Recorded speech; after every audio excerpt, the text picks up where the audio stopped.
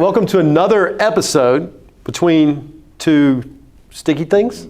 Tactical tips. Tactical tips. Tactical tips. I think that's what we decided to do it that way. Yeah. So Luke, last week we talked about branding. Who is it brought to us by? Neo, sponsor of our owner's manual newsletter that goes out. Obviously, you guys know because you're watching this. And we've talked about it many times. When you do what we do as buy here, pay here stores, you got to have a way to qualify your customers. And Neo is the best thing we found. It automates it. It takes the suggestive, do I like that guy? Do I like that girl? Do I not like them? Takes all that out of it. Based on algorithm, scores them, tells us whether to finance them or not. So that's the way to go. Yeah, and that's where all my advertising leads come into. And that's what we're going to talk about. Last week was branding. So once you've established your brand, now you got to put some money behind it. You got to do the advertising, right? You got to get the name out there. And the purpose is to sell more things. Sell more things. Bring those customers in, right? Widgets. Yes. In this case, cars. That's what I sell. That's what I sell too. Well, we sell financing actually. Yeah, good point. Which would be a branding and advertising message, right? Yeah, so there's a million ways we could go with advertising this week. And because we only have 5 minutes with you guys, we're going to just focus on the super high level part.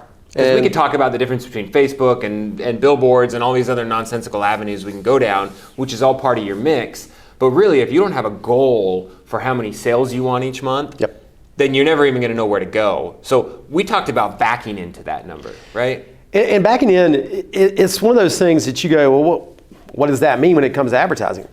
Well, if I know I want to sell 40 cars this month or 40 widgets this month, I've got to figure out how to get to that number. I just can't go, I want to sell and do that. It's just not going to work. So I need to know how much it's going to cost to sell, how much in cost in advertising for me to sell those 40 units, right? Yeah, so you're going to start out with that large goal of how many sales you want, and then you can break that down by what avenues you're bringing those leads in, right? Completely right. And so I know that if I need to sell 40 buy here, pay here cars this month, I'm going to probably need 160 to 200 applications this month. And you go, why is that? Well, I track it. I know what I'm going to need to break it down to 80 qualified, because we're probably only going to sell 50% of those 80 qualified applications. And that puts me at 40 cars. Yeah. And I know how much spend I'm going to have to do to get there, right? Yeah. Then you're able to budget that advertising and allocate it proportionate to whatever avenue you have, whether that's TV, radio, Facebook, all these different sources. Each lead is going to have a different cost, right? It doesn't mean that all leads are created equally, right? My Facebook leads can be much less expensive than maybe a Car Guru's lead, right? Or a Cars.com lead, but maybe my Cars.com lead is much more high intention, and so it's converting better. Yeah, and that is so right. And so you've got to have a mix of everything, right, Jeff?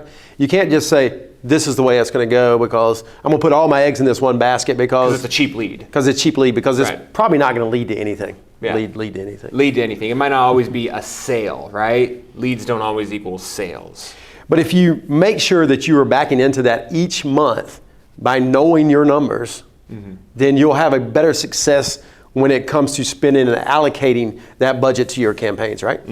Yeah, and that's what we're going to talk about next week, guys. So stay tuned. Next week's episode, we're going to talk about tracking those leads and the systems that you're using, I'm using to help allocate those attributions. If you don't know what you're doing, if you're not tracking things, you're never going to have a successful advertising effort.